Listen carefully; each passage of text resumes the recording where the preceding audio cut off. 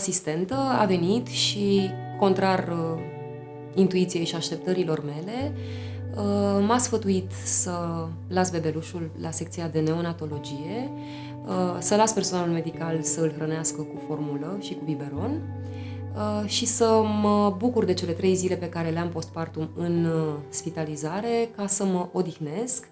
pentru că altminteri,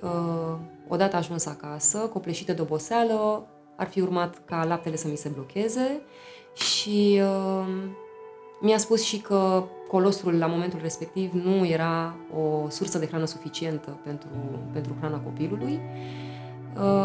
Și așa cum spuneam, lucrurile astea, informațiile astea au venit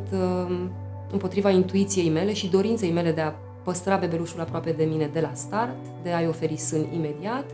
și împotriva informațiilor pe care le știam că în momentul în care copilul suge mai întâi de la biberon, având un flux mult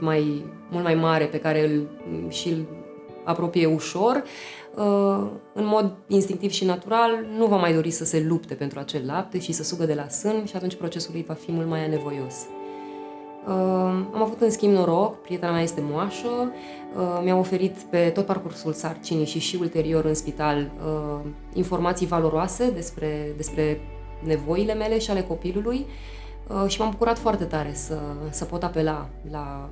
la cunoștințele ei. Și mi se pare foarte important ca în acele momente de singurătate, cumva, și de vulnerabilitate,